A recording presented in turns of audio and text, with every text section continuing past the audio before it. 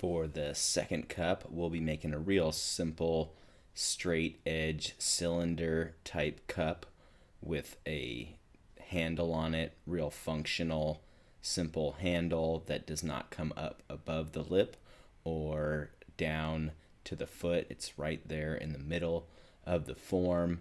It tapers outward a bit on the top to give it sort of a light feeling, and I'll show you my original sketch in just a moment. So I'll start this one, a cylinder, and it comes out just a little bit. You know, one thing to consider is how wide compared to how tall something is, because those proportions are really going to matter. So probably choose the widest point, and I'll measure up. And this one is just a little bit wider than it is tall, right? Widest, tallest. This time I'll start with a little bit less clay. So there's my fist. Yeah, a little smaller this time. Wedge it a little bit if you need to. That can just help get it into a good shape. If the clay came straight out of the bag, it should be fine. If you smushed a few pieces together to make it. Potters, folks that make functional wares, often work on multiples at a time. So it's good to get a few things going. You can kind of work back and forth in between your different projects. Don't pinch too hard, nice soft pinches until you can get two thumbs in there. Pinch and rotate more, pulling it open a little bit, not pulling too much from the top, more kind of evenly on the inside. Okay, now thicker on the bottom so I can get in there, push against my palm and rotate. And I want to push this bottom out a little bit so I can start to get that more straight-sided shape. Still, good idea to work on a little board or a little book a little bit. Bring the sides up a little bit. Now I can measure how wide or to how tall. Actually, that's sort of what my proportions were with the widest point, although this looks a little steeper than I want and it's not straight. So I'm gonna probably bring the bottom out a little bit. I still have some more clay here, so that's gonna come up. Bottom comes out, top comes up. Good to consider your shape before you go past the point of no return. And now I can take my board or my book,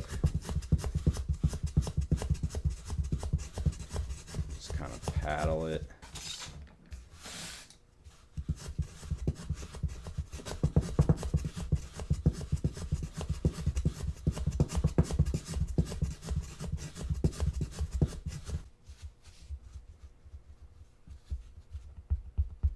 Bang it this way a little bit. This feels like it was tilting. The sides are getting straight. It's relatively symmetrical. Yeah, that could get a bit taller. So what I could do is add a coil. So I'll get some clay. Maybe you want to wait because it's too thin, too wet to add your coil, because when you add a coil, you're putting more weight on it, and that weight could cause it to squish more at the bottom. Make sure it's long enough to go all the way around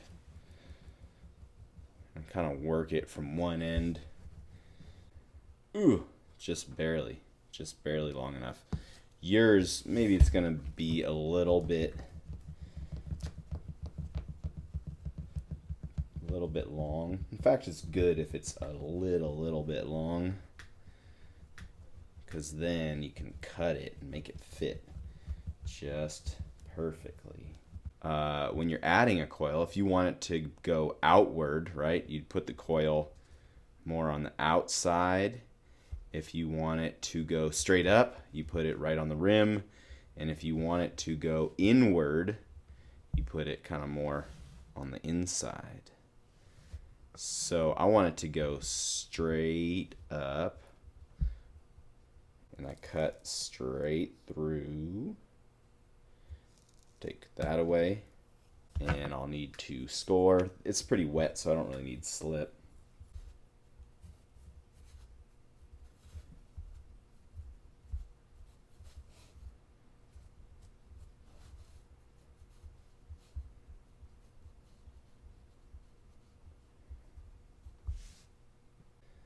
Make sure my coils connect together well.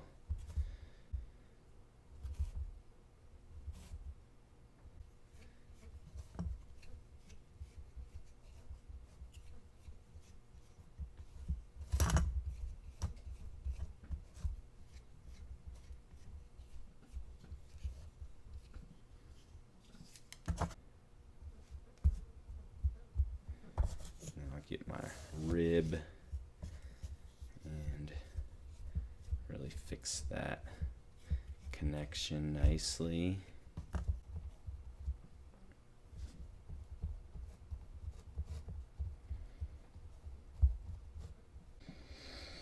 So at this point, shape's looking okay. And the one thing I do notice is that it's a little high over there. Do I have something that's the right height? So in order to get this to be the right, to get it level, I can hold this cup here and then I can rotate there. Now it's much more level. And you know, maybe that's still not tall enough. At least it's level now. I'll add another coil to this and then I'll put it aside and let that sit for an hour, and then I'll start my third cup. Remember, cup number 2, it's going to want to have a handle on it, right? So I'll make a couple handles so that I can use the one that comes out the best or kind of fits it the best. And the handle is going to take a while to dry, probably at least an hour. So it's good to get an early start on that. So while all my cups are stiffening up, I'm gonna make a handle. I also have a chunk of clay sitting out that is gonna be used for my foot. So I got a little bit of clay that I'm gonna use to make some of my little feet with. For the handle, you're gonna need some clay, say a quarter of a fist, a little handful here, and I'm gonna make a carrot, cylindrical shape. Wedge it if you need to. You don't want to have any seams in here because they will most certainly come back to haunt you. And you're gonna roll this as evenly as you can, but it's gonna taper. Probably want it to taper just a little bit. That's pretty good, maybe even a little long. I can start shaping it a little bit, just that way when I start to do my pull, it doesn't have to get super wet, and I already have my shape starting to kind of develop here. You know, if you wanted to just kind of shape a handle like this, it's not going to look as good as a pulled handle, but I can grab a little bit of water and I could shape it a little bit like that. But really what you want to do is have a couple going. I'll get another carrot and do a more traditional pulled handle by using plenty of water. Go over to the sink and do it. And I'm going to have a plate or something ready so I can stick the handles on there when I'm done. Get it real wet, and I'm going to pull down all the way through.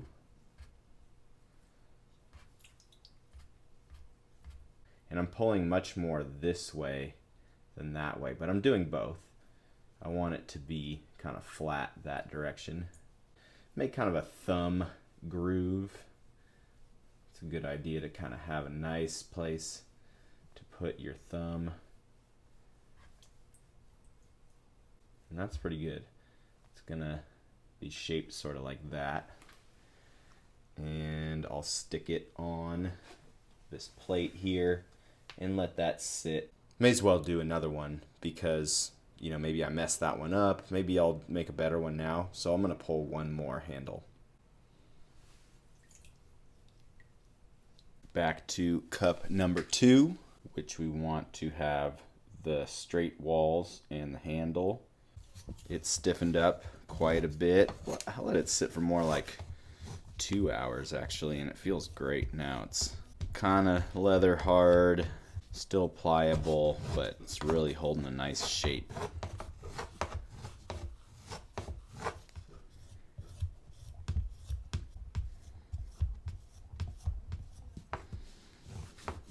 I can even kind of bang it on the table and roll it a little bit.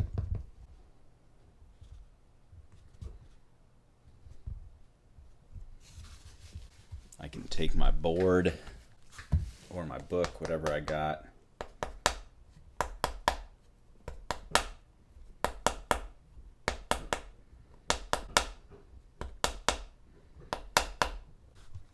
and then pinch up the top a little bit more.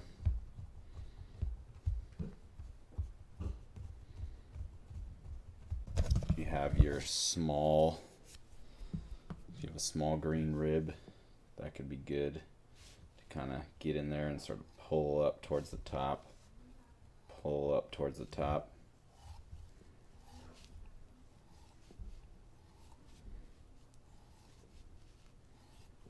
That'll help smooth out the inside. Got a little rounded again as I work the inside, so I can paddle it again.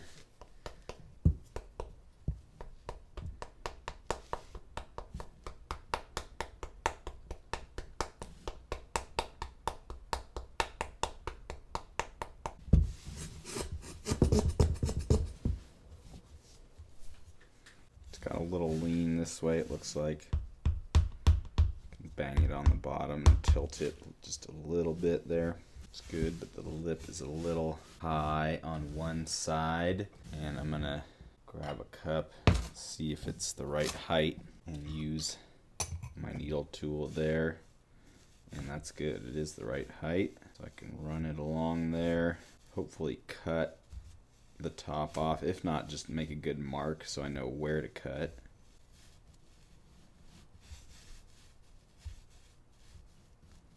Getting a little hung up there. Pretty good. Could add a little bit there. Maybe I'll kind of pinch it up a little bit here.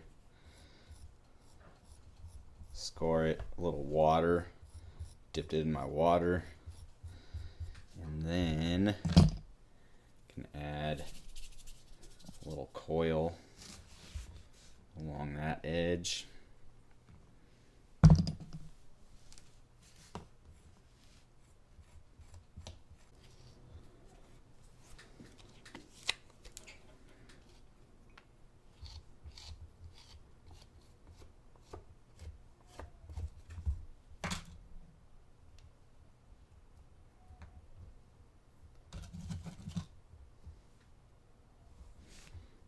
Okay, now I'm gonna thin out the edge a little bit.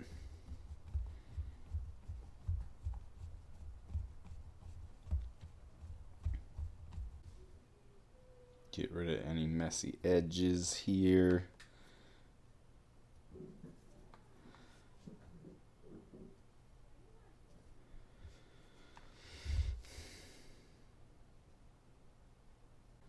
And now I could sponge the edge a little bit.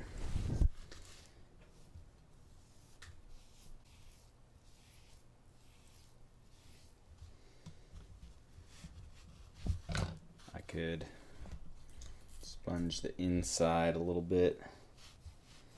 Just kind of smooth it out.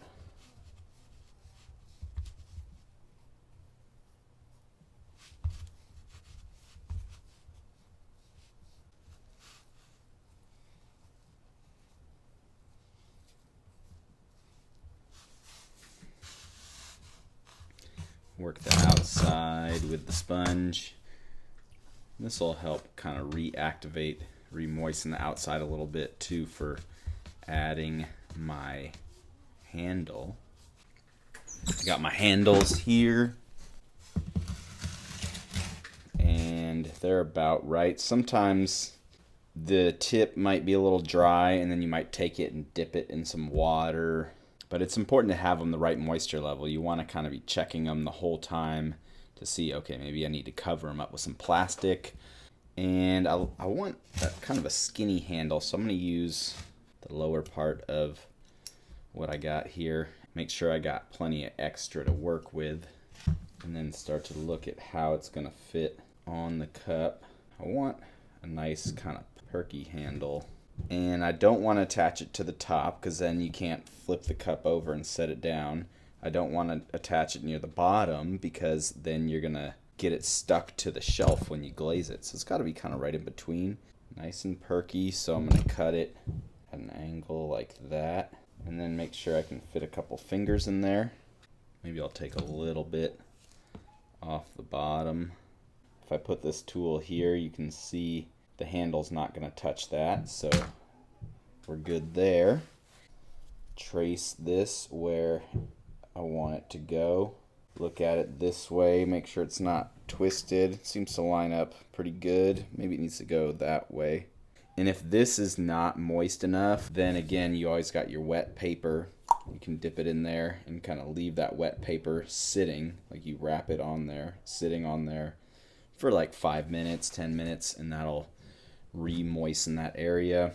Score, real good. Score always a little more than you think you need.